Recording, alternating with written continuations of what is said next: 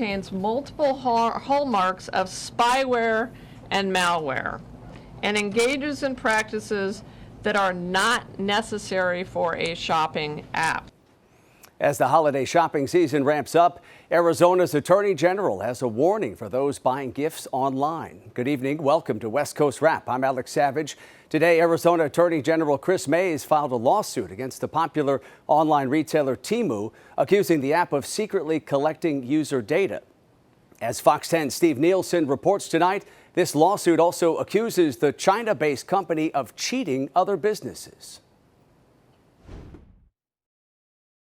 There's a lot of facets to this lawsuit, and it comes right at the busiest time of the shopping season. This is the busy time of the year at Cactus Sports, especially for Cam Scadaboo gear. It is off the charts hot. Troy Scoma has owned this place since 1992. He has licenses to sell it and pays royalties to ASU. And now with Scadaboo gear, he also has to pay fees to the NFLPA. Those contain almost like a double royalty. So you're giving a royalty to ASU and you're giving a royalty to the NFL. And that's why these sites really bother him. Unlicensed gear selling for much cheaper online. How many more would we sell and the other licensed stores sell if that didn't exist?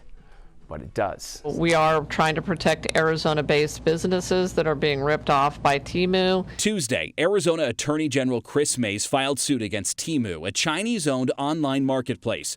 She says they sell copyrighted gear without the rights, undercutting businesses like Cactus Sports. But a potentially larger concern, your data and privacy. Possibly the gravest violation of the Arizona Consumer Fraud Act that we have ever seen in Arizona. Mays says their investigation found the app on your phone tracks everywhere you go and even more than that. That the Temu app is designed to collect sensitive user data without the user's knowledge or consent, and is purposely designed to evade detection of this type of data collection. The Attorney General says the app monitors other apps on your phone, too, to collect even more data, and she worries where that data goes. Temu is a Chinese company, mandated by Chinese law to cooperate with the Chinese Communist government's intelligence apparatus.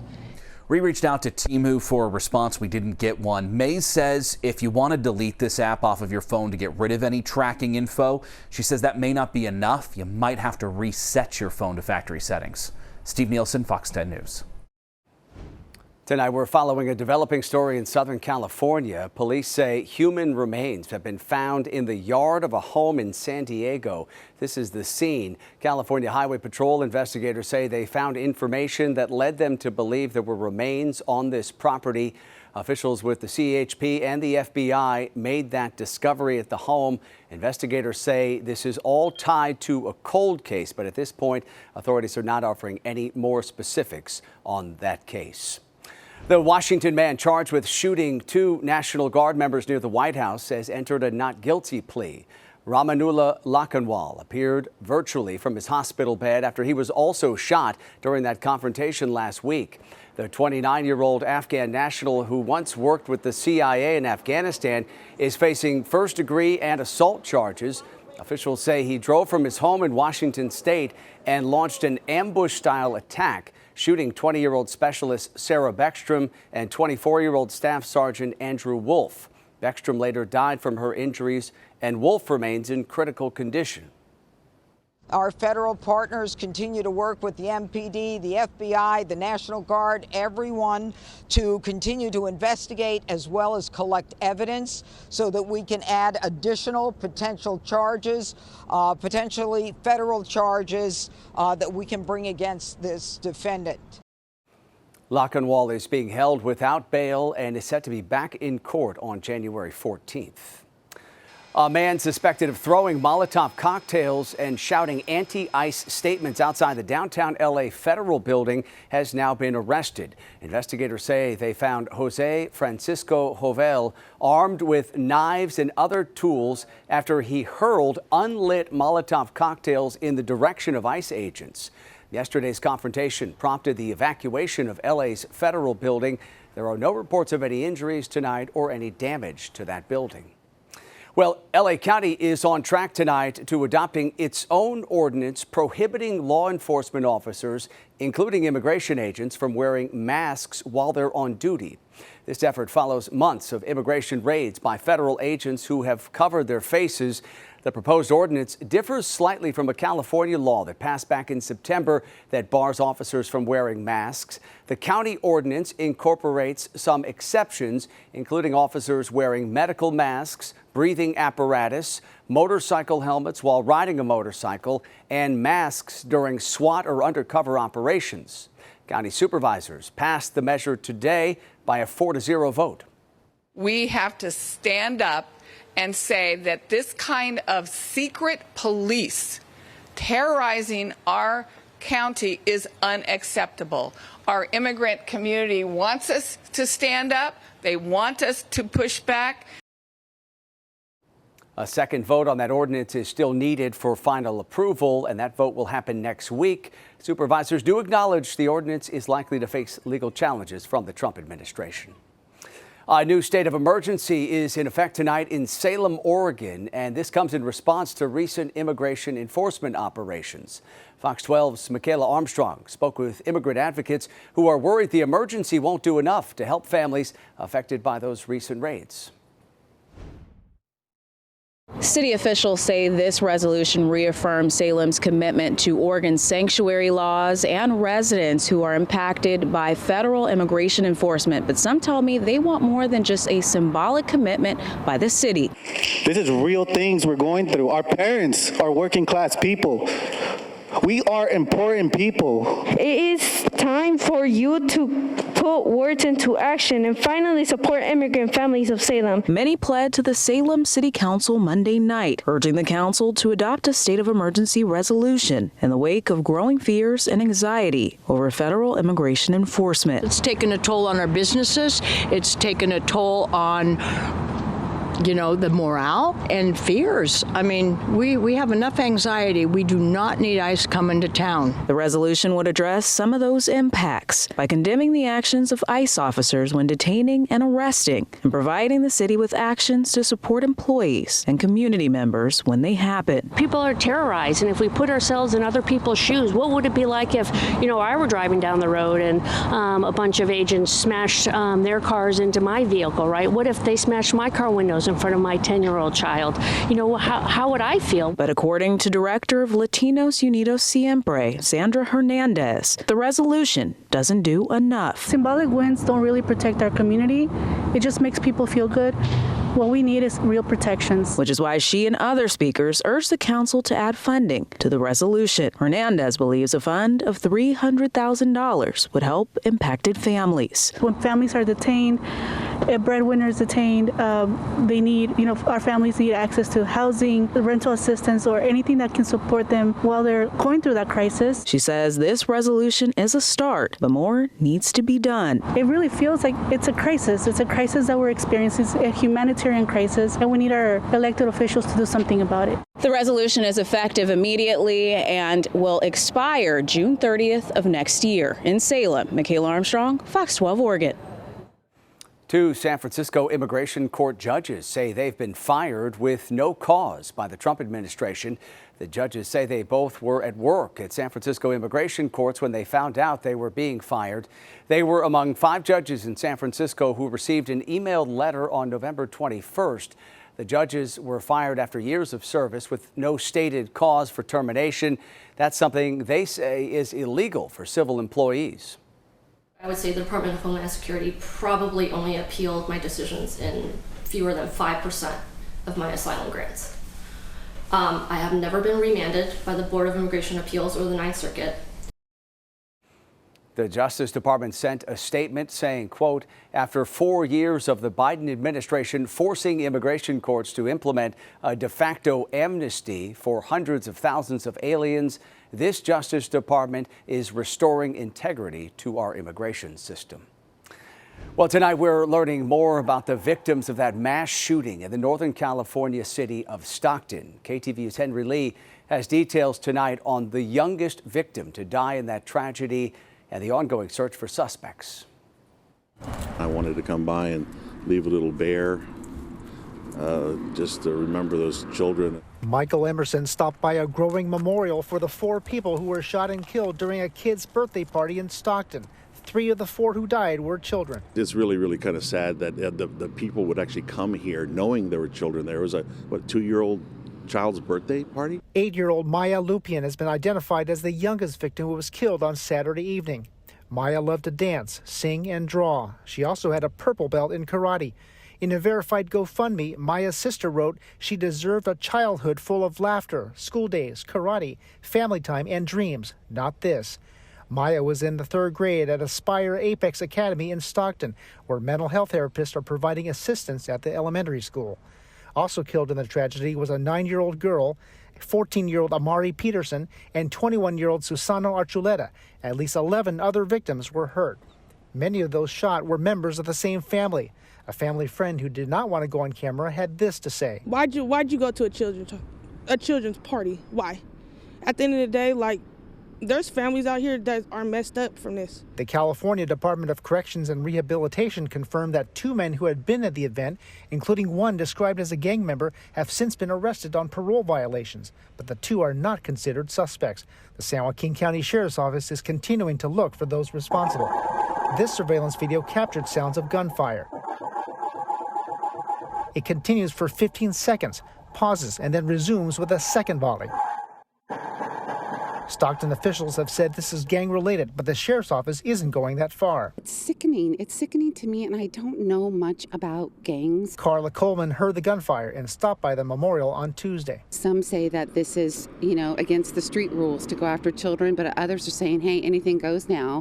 Maya would have turned 9 in a couple of weeks. San Joaquin County DA Ron Freitas is holding an annual candlelight vigil to honor violent crime victims.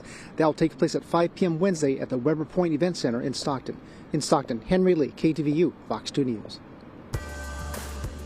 Coming up tonight here on West Coast Wrap, people who depend on federal food aid are facing a new threat of potentially having those benefits pulled. Tonight, what the Trump administration says states must do in order to keep SNAP funding flowing. And in weather, here's our live camera in Phoenix with partly cloudy skies, a current temperature of 63 degrees. We'll update the West Coast Wrap forecast after the break. I can hear him when I'm in the kitchen watching TV at night. I can hear him moving around under there, and he tries to get out. Everything kind of shakes. Talk about an unwanted visitor. Tonight, a California man puts together a plan to stop a bear from living underneath his house. Washington-based Costco is hoping a new lawsuit will deliver a full refund for new tariffs. The wholesaler is suing the federal government, saying the legal action is a necessary step toward recovering funds it's paying on imported goods. The outcome of a separate U.S. Supreme Court case over tariffs would determine whether those funds are being collected improperly and a refund is warranted. Costco is among a group of companies challenging the legality of President Trump's tariff policies even before the high court has weighed in. The Trump administration is threatening to withhold federal food aid from people in most Democratic-controlled states starting next week. The administration says this action will be taken if those states refuse to provide information on people receiving assistance. Agriculture Secretary Brooke Rollins says the cooperation is necessary to root out fraud in the SNAP program. Democratic states have sued to block the requirement. As Fox 11's Ed Lascos reports tonight, the threat comes as SNAP recipients are facing new rules. The 1st of December brings a first for SNAP users. Their government subsidy to buy groceries could be cut off if they do not follow new work requirements. I don't think it's fair that he do that, but... And you were saying you think it's going to hurt a lot of people? Oh, yeah, definitely. Definitely it's going to hurt a lot of people because you never know, you know what, especially now that we are in the holidays and everybody wants to have a good dinner and everything. It's all part of a major overhaul of the SNAP program and its EBT card as the feds take unprecedented action to cut fraud system-wide. We have found thousands and thousands of illegal use of the EBT card. We have been moving people off of SNAP. We've got almost 700,000 people, I think, we've moved off. And the feds claim they will save millions of dollars by reforming the entire system.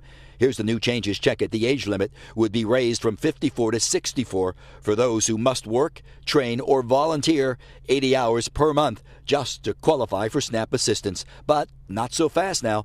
California is one of more than a dozen states suing, with Attorney General Rob Bonta accusing the Trump administration of illegally restricting those who could qualify for SNAP benefits. Still, the changes threaten to leave so many reeling as they go out with their EBT cards just to buy their groceries. It's very sudden, and it will affect people negatively really quickly. And a lot of people don't have the resources to obtain these new skills. So if it's possible to, keep it or find another way to always help these people, that would be very vital. And that was Fox 11's Ed Lascos reporting tonight from Southern California. The new rules apply to people who are applying for SNAP benefits for the first time. Existing SNAP recipients will face the rules upon recertification of their SNAP applications. The recertification process is required every 6 to 12 months. Turning now to our weather here in the west, and new snowfall is blanketing eastern Washington tonight. This is the scene in Spokane. This was what it looked like last night as a severe snowstorm moved through this area. The snow stuck around all day today. For more, let's bring in KTVU's chief meteorologist, Mark Tamayo, who is tracking the conditions across the west. Hey, Mark. Hi there, Alex. Yeah, the radar definitely picking up on those snow bands earlier today. In fact, we'll re-loop it for you once again. And this is earlier this morning, as you can see here, and into the afternoon hours. So we'll re-rack it for you. And here you go. There's that snow moving in from the north right around the Spokane area. In fact, here's a storm report, as you can pick out, close to the city of Marshall, reporting of some snowfall. This was the last night when that snow band was approaching. As we check out some more snow, actually more snow in the forecast for tomorrow out toward Colorado, they actually have a winter weather advisory in place. This begins at midnight until 6 p.m. on Wednesday. Here's a look at the big picture across the west. Some high clouds drifted into southern Nevada, into portions of southern California. We have this big area of high pressure offshore in the Pacific, keeping California on the dry side. And then this system is going to generate some stronger winds for the Bay Area, for the San Francisco Bay Area, and also out toward parts of Colorado. This was the scene today, looking out towards Seattle. Temperature of 48 degrees. Look at all that cloud cover showing up in this picture. In the San Francisco Bay Area, still some patchy fog out there. Temperatures in the lower 60s, and then down in the Phoenix area, still a beautiful day. A few high clouds showing up in this picture, 71 degrees this afternoon. As we do check out the overall plan for tomorrow, this is the first. We'll show you the current numbers out there. Los Angeles checking in 60, Reno in the mid 40s, and Portland, Oregon in the upper 40s. Here's the plan for tomorrow. The chance of some rain up in Seattle, primarily for tomorrow morning, about a 30% chance. Gusty winds for the San Francisco Bay Area, some sunshine for Southern California, a nice day in Phoenix, and we talked about that snow in the Denver forecast with that winter weather advisory in place for tomorrow. Here's what the forecast model thinks. We'll put it into motion, as you can see, into your Wednesday morning. Once again, the chance of some showers up in Seattle. In fact, beyond tomorrow, looks like a wet forecast up in Seattle over the next few days. And then we still have some high clouds drifting into Northern California. And there's that snow producer in the Denver area for tomorrow. So that's the setup for your Wednesday forecast. Here is the plan over the next 3 days. And you can see those rain clouds making a comeback for Thursday and into Friday. Once again, we're tracking some stronger winds for the San Francisco Bay Area. Winds could be around 30 to 40 miles an hour. Southern California, partly sunny skies. Phoenix, temperatures mainly in the upper 60s, and there's that big snow icon out toward Denver with temperatures in the lower 30s for tomorrow afternoon. So still an interesting setup out there. As the rain focused up to the north, and that snowy weather picture as we head toward Colorado in their forecast for tomorrow. Alex. All right, Mark, thank you. California Governor Gavin Newsom is heading to the nation's capital this week to push for wildfire recovery relief. Governor Newsom is planning to travel to Washington, D.C. to speak with lawmakers about funding critical federal recovery programs for Los Angeles wildfire victims. The governor's office says despite repeated outreach, the White House has not taken action on any recovery proposal since the initial request was made back in February. Coming up tonight here on West Coast Wrap, it takes thousands of LED lights to pull off one holiday display in Utah. Tonight, see the massive digital tree that is spreading holiday cheer. Plus, frustration is mounting for a California man who's having trouble getting rid of a bear that keeps coming back to his house. Destroying the entrance to the thing and crawling under there and just staying. He's not paying rent. squatter living rent-free in my house. In Southern California, a bear that's making its home inside a crawl space has his neighbor on edge. Fox 11's Gina Silva spoke with a man who captured images of this unwanted visitor. I have a bear living under my house. That's my situation. A situation that's unnerving to Ken Johnson. Check this out.